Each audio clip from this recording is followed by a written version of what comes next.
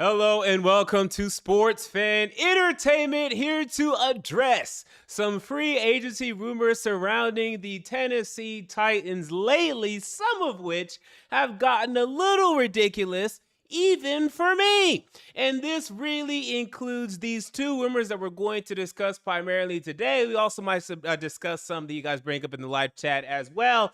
It is that time of year. It is free agency, and there is a sense of uncertainty surrounding this franchise, especially after the hire of new general manager Rand Carr. What is he going to do? Now we're having finally an outside voice come into this franchise and shake things up a bit. What is going to go down? And you combine that with the Las Vegas Raiders recently releasing quarterback Derek Carr, who, by the way, is now a free agent. He can sign with any team, negotiate with any team starting right now. He doesn't have to start with March. With the rest of their free agents, he can begin right now. And it's like in the middle or like late March now this year, because I think they're doing the combine a little bit later. So it should be like mid-March, like maybe like March 12th or something, free agency actually starts. But he can go ahead and sign. He can go ahead and negotiate. Now, I don't have any sources on this. I have zero sources on this. But we're going to apply something today called common sense. Okay, that's what we're going to apply today. And I think if anyone applies common sense, I don't think either one of these rumors make much sense at all. I can't see the Tennessee Titans being interested in Derek Carr over Ryan Tannehill, and I can't see the Jets being willing to trade for Derek Carr. I don't see the Tennessee Titans being interested in Derek Carr, and I don't see the New York Jets being interested in trading for Ryan Tannehill. So let's begin with the first one. Derek Carr. Why would the Tennessee Titans be interested in Derek Carr? So let's just go ahead and debate and discuss this briefly. Who's better, Derek Carr or Ryan Tannehill? And you know what? Let's go ahead and put up a poll on this. Who is better, Derek Carr or Ryan Tannehill? And to be honest with you, I don't care about the results of this poll. I care about your opinion. I do. I really do. And that's why I'm putting up the poll. But I don't think it matters at all if your team Carr or if your team Tannehill. Is the difference really that big? Is anyone going to sit here tonight and argue that Derek Carr is significantly better than Ryan Tannehill, or vice versa? Is anyone going to argue that? Who, except for Ryan Tannehill's family or Derek Carr's family, I don't think anyone is really going to die debating either one of sides when it comes to this. You look at their career statistics, their passer rating, both about 91. Have they done anything in the playoffs? No. Now, Tannehill's been on 3 trips to the playoffs. Carr has technically been on 2 trips, only played in 1 because he was injured for 1. Carr had the 1 MVP level season, but Tannehill had a season that was better statistically than that Carr MVP season, where he threw for 32 touchdowns and 7 interceptions. But the thing with that Tannehill season, we knew that Derrick Henry was going off, and that was a large part of that. So you can argue either side there. You can argue that Carr's had the better of the 2 postseason performances. Sure, that's a fine argument. I mean, Tannehill had 5 touchdowns, 1 interception in 2019 postseason, but we know that Derrick Henry was carrying him throughout the entire postseason and the defense. So it was very game manager. Everyone knows that, and he had the disastrous performance against the Cincinnati Bengals. Derek Carr did not play very well against the Cincinnati Bengals in the 2021 playoffs. It wasn't that bad, but wasn't great either, and threw the game-ending interception in the 4th quarter right there at the very end of the goal line, 4th and goal, not throwing even beyond the sticks. But I don't think you can argue either side of this vehemently. I mean, and look at the poll. The poll is coming through now. We already have 15 votes in. It's 53% Carr. And this poll is going to range from maybe 55, 56, 57% max. I don't think this poll is even going to hit 60. I'd be shocked if this poll hits 60%. I don't think you can run a poll where 60% of people are convinced that either one is better than the other. Now, the one thing is that, okay, Derek Carr is 3 years younger, and I can make the argument that with Tannehill's injuries, because he's had a more extensive injury history, they both had torn ACLs. Tannehill now has the ankle. Carr hasn't had an injury in a while, at least not a significant one. He's had like fingers and stuff like that, but he had nothing to keep him out of games. He just got benched this season. So you could argue that I think Tannehill is showing signs of decline. I think legitimately this year you could say he was showing signs of decline, especially this year in combination with last year. And because he is 35, and I just don't project Tannehill being a quarterback that's going to continue to be very productive at 36, 37, 38, 39, whereas Carr can still be productive at 33, 34, 35. That's an argument. So if you want to argue, hey, just exchange this piece for one that's 3 years younger, okay, and upgrade from your 2015 Chevy Impala to 2018, fine. Okay, you could do that if you really want to. Or instead of, upgrading your car and, maybe instead, why not just ride out the 2015? You don't have to make any more car payments and just save up money for a year instead of having to upgrade now. Maybe you get a better car later instead of upgrading to the 2018 model. So there's arguments both sides. But for the Tennessee Titans, let's start with the salary cap. So Ryan Tannehill is booked for $36 million against the salary cap in 2023. If you cut him pre-June 1st, you save 18 of that 36 million, roughly about 18.8. So let's say it's 18. So that frees up $18 million. Derek Carr, right now, even with him not having a great season last year, throwing for 14 interceptions, leading the league in interceptions, by the time he was mentioned, he might have still ended up leading the league in interceptions. I'm not sure about that, but he was very close. I think he's still going to demand more than $18 million that you're saving. I think he still demands more than the $18 million that you are spending, unless if you were to sign him to some sort of 3 or 4 year deal where you're backloading the deal. But why on earth would you do that? Unless if you're crazy.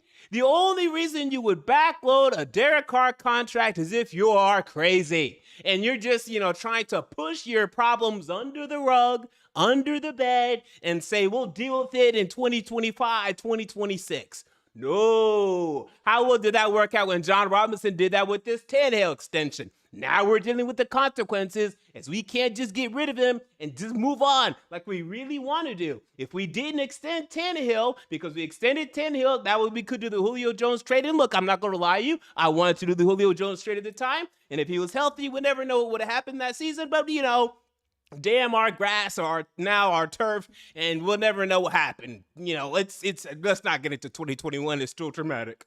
But, okay, so we did the Julio Jones trade. We extended Tannehill. Now we're dealing with the consequences. So do not sign Derek Carr to a 3-year deal, making the first year only $15 million or something, but years 2, 3, and 4, like 30 plus, just so you can keep stuffing stuff under the rug, under the bed, because eventually it becomes too much stuff under the rug, under the bed, and you're going to be in trouble. Even if you cut Tannehill post June 1st, $27 million you save now. So $27 million. Still, I think that number rivals what Derek Carr is about to get in the open market. I am anticipating that Derek Carr is going to get $30 million a year on the open market, at least. And I think it could go up to 33 to 35. It could. I think it's going to be 30. I think the team's going to give him 30. Maybe 28 to 30, I think is what they're going to do. The numbers don't add up. It's literally a flat move. It doesn't make sense. Now, the one thing I will give Carr over Tannehill is I believe, maybe foolishly, but I believe Derek Carr has slightly better intangibles than Ryan Tannehill. I think he's a better leader. I think he's more clutch. I think he's more vocal. And that could get you over the edge or over the hump, because he's dealt with a lot of BS in Las Vegas / Oakland. He had to deal with John Gruden's crazy ass and all the drama that happened with that. He's had to deal with Josh McDaniels. He saved the season last season with Rich Bisaccia. They made the playoffs 10-7.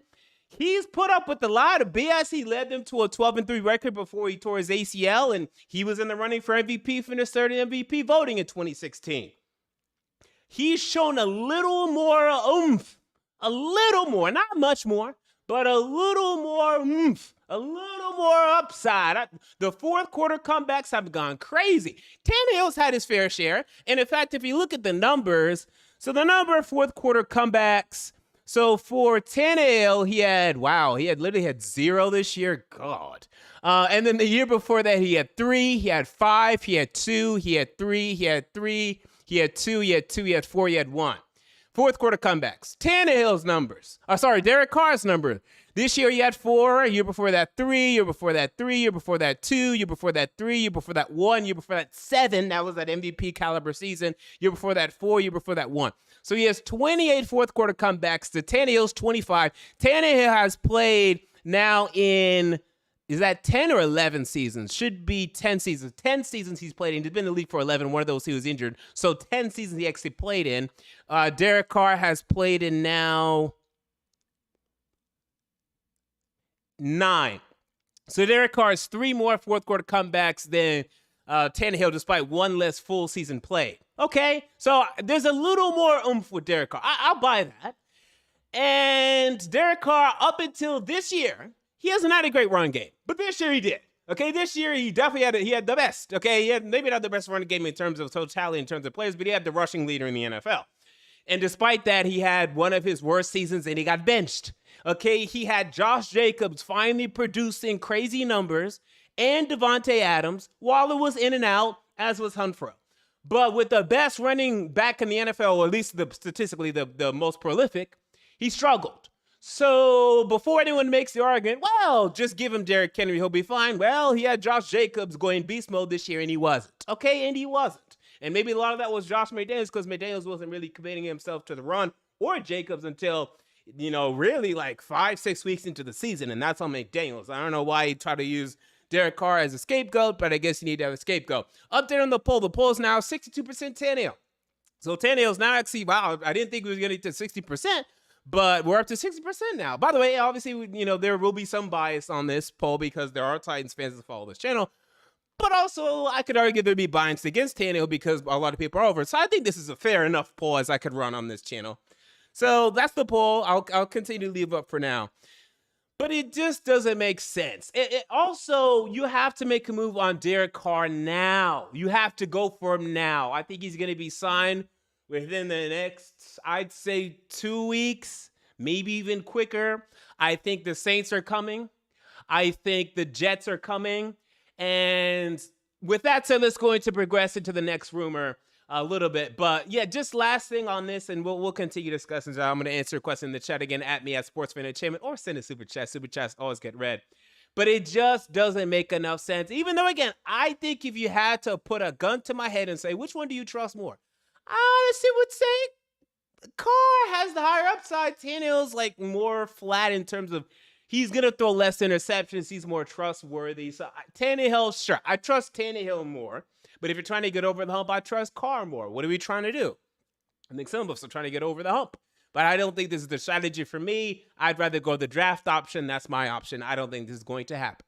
Speaking of, so the rumors that Ryan Tannehill is being discussed within the New York Jets front office. Apparently, the Jets are interested in Tennessee Titans quarterback Ryan Tannehill. They're discussing him. They're discussing making a potential move for Ryan Tannehill, giving up potentially multiple draft picks. I'm saying BS. Unless if those draft picks is a 5th and a 6th or 4th and a 6th, I'm not buying it. I heard someone saying a 2nd and a 4th. Are you out of your mind, or have you lost your mind? Okay, look, I know Matt Ryan went, was it for 2/3 or was it 1/3 last year he went for? I think it was 2. I know that Matt Ryan went for 2/3, maybe 1/3. Any team in this league is out of their mind if they trade a second, what? A what? Did you just say a 2nd for Ryan Tannehill? You're talking a year, 2, maybe max of Tannehill at this age. He's not going to put you over the top. Have you lost your mind? Look, I am not the biggest Anthony Richards fan. He could be a bust. I'm not even sure he's going to go 2nd. Looks like he's probably going to go 1st. You got to be crazy to take a year or 2 or 3 over Richardson or Hendon Hooker. Take Hendon Hooker then, you moron. Just take Hendon Hooker. Because, look, I'm not convinced with Hooker, but you're way better off taking Hendon Hooker in the second than trading a second for Ryan Tannehill at age 35. Boy, have you lost your mind, because I'll help you find it. I mean, that's lunacy to me. Does that make sense to anyone? You would rather have years, just a couple of Tannehill at a higher cost than Hendon Hooker? You lost your mind, son. You lost it. Go back to the drawing board and try again. Next year, go take your... Look, Bo Nix was terrible for Auburn. Take your Bo Nix next year, or your Michael Penix, or your who else is supposed to be a second-round quarterback next year? I mean, they're going to continue to fluctuate. There's other names that are going to be up for being second-round pick. Take them next year, okay? You're out of your mind if you're trading a second-round pick for Ryan Tannehill. You've lost your mind. If they're down to do that, trade him tomorrow. Today. Trade him today. I'd love to have that second. Then take Hendon Hooker and let's see. Let's ride. Broncos country, Titans country in this case. It's lunacy. So I'm not buying. Now, also part of this report that people are overlooking. So Connor J. Hughes, who reported this, said that, by the way, while they are interested in Tannehill, he is fourth in the pecking order. Their pecking order goes as follows. Aaron Rodgers, who apparently they're considering trading even a first-round pick for. Now, lunacy. They're considering trading the 13th overall pick. The 13th overall pick in this draft. A potential franchise right tackle. A potential franchise... What else do they need? Oh, they could use interior offensive lineman as well. A potential franchise. There's not a franchise linebacker in that range. What else could they use? Hell, a franchise quarterback. If Anthony Richardson ends up working for Aaron Rodgers, 2 years max. By the way, you're getting 2 years max, and then Rodgers, he's riding off to the sunset. You better win that Super Bowl, dog. And look, Rodgers, he's going to compete against, Burrow and Mahomes and Herbert. Is he going to beat all of them? Is he going to beat all of them? He can be one or two. I can see a conference championship appearance. I don't think Rodgers coming to the AFC and just winning that, son. I don't think so. I don't buy that. So if the Jets give up 13, I'm going to clown them for that. That's ridiculousness. They're giving up a franchise pick for 2 years, Aaron Rodgers. That's insane. If this is the NFC, maybe this is the AFC. Ridiculous. So Rodgers 1. Derek Carr 2, Garoppolo 3, Tannehill 4.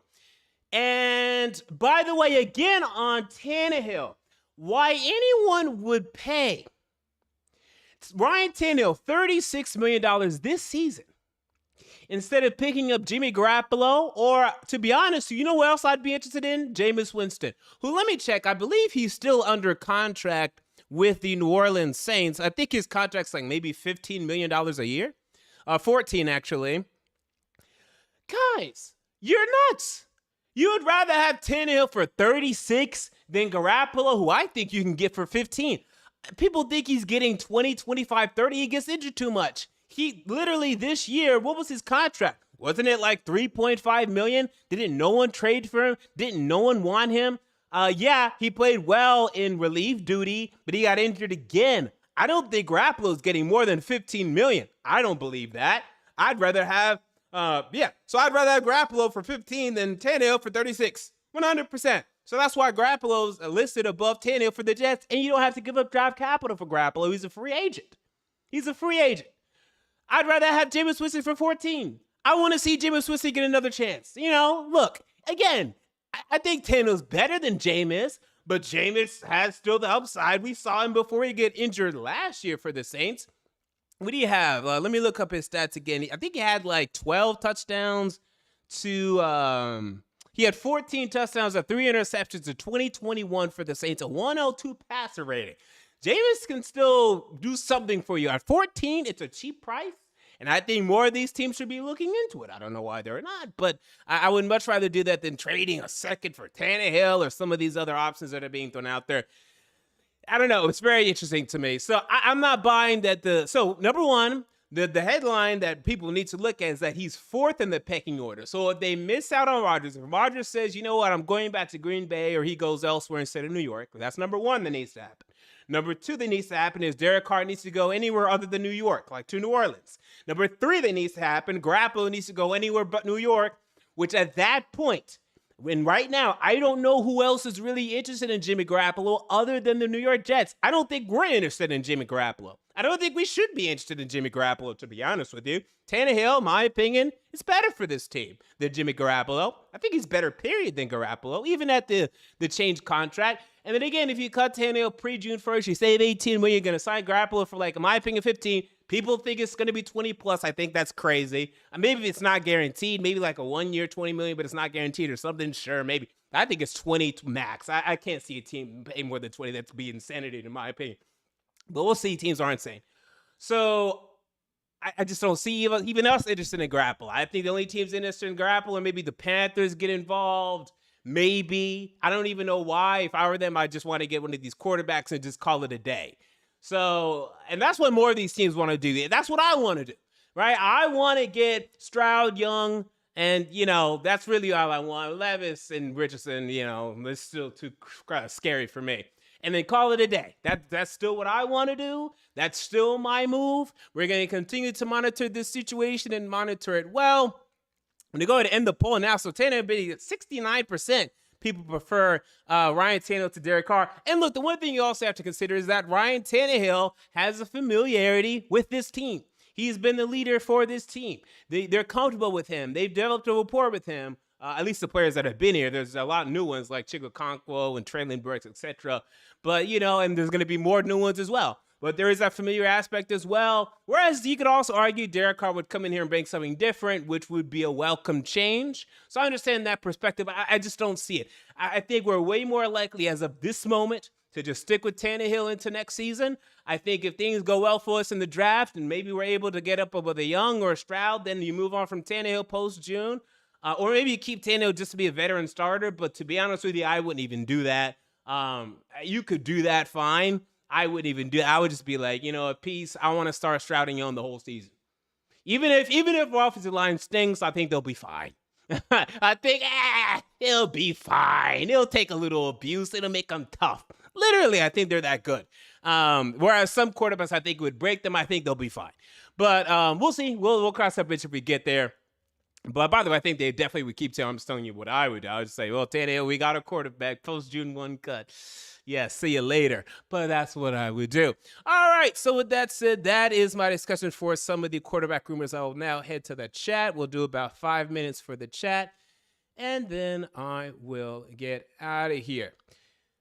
We have SCP, who asks the following.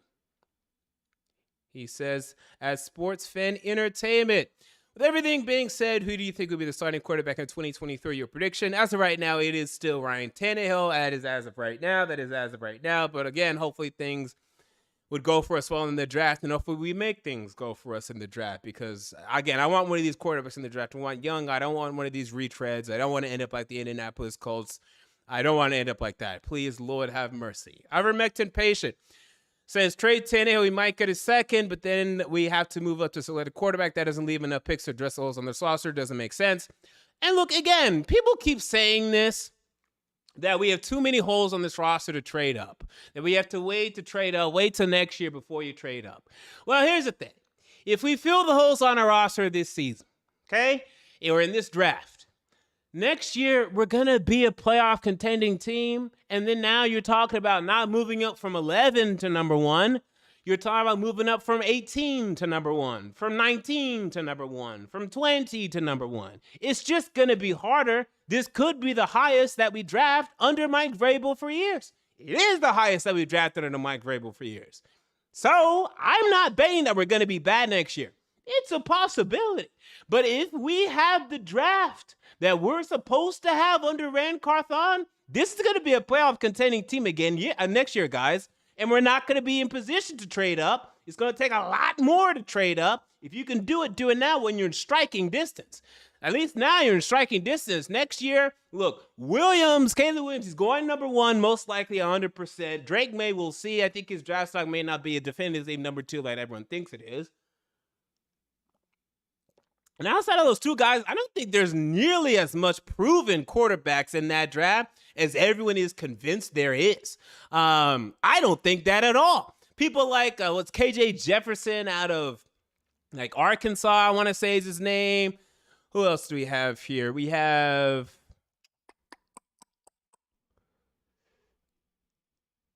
let's see, some of the other Michael Penix Jr., who I mentioned earlier, who, by the way, is going to be kind of old. By the time he comes out next year, he's going to be kind of old.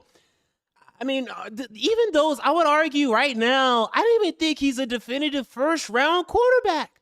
Is everyone convinced that outside of Caleb Williams and Drake May, is everyone truly convinced that these are first-round quarterbacks? Because I'm not. As of right now, I think it's just Williams and May. I don't know why everyone is talking about next year's draft class is way more quarterback. I think there's a lot of second-round guys. Quinn Ewers was a great high school quarterback. He hasn't proven himself in college yet. No. If Quinn Ewers had reached his potential, Texas would have been a 10-plus win team this year. Quinn Ewers has not reached his potential. He needs to take another step up. Then you have Bo Nix, Jalen Milroe. Jalen Milroe's not going first round. Michael Penix Jr., I mentioned earlier. Kyle McCord, Ohio State. He's never played. Jordan Travis, KJ Jefferson, JJ McCarthy. Absolutely not. Tyler Van Dyke, Miami. There's only 2. Oh, also, Shedeur Sanders, maybe. But we have to see if he plays in D1. We have no idea how he's going to play in D1. It's just Williams and May. So before everyone keeps going off about, no, wait for next year quarterback. Why? Because I see a bunch of second-round picks here. There's only 2 that are definitive first-round picks as of this moment, just like this year. Just like most years. There's only 2 definitive first rounds, and then everyone else gets overdrafted. And then you draft your Trey Lance, and then your Mac Jones, and then your Justin Fields, and then, and then they end up struggling, and then you draft another, and your Zach Wilsons, right? It's always only really 2. It's rarely more than 2. We have a super chat that just came in from Kyle Harris. He just gave $1 but didn't say anything, but thank you for the super chat, Kyle Harris. Sean Alston says it's the Jets. Would it surprise you, really? I mean, even though, yes, it is the Jets, but it would still kind of surprise me. We have Alex Mans who says, what do you think about the new Titans coach? We've already discussed all of the new coaches except for a new running backs coach. What's his name? Justin Alton, formerly of the Broncos, former Broncos offense coordinator, who I really liked that one. And then if you want my thoughts on the other coaching hires, I made a video on that. Should be now last Tuesday, I want to say, or maybe last Monday. So make sure to go ahead and check that out if you want my opinions on the rest of the staff. All right, so with that said, I do have a date tonight, guys, so I do have to get going. But those are my thoughts on the Derek Carr, Tennessee Titans rumors, Ryan Tannehill, New York Jets rumors. I'm not buying them. If there's more smoke to this fire, if it ends up happening, we're going to discuss it here on Sports Fan Entertainment. Until next time, this has been MJ Sports Fan Entertainment, and I'm out. See you all later.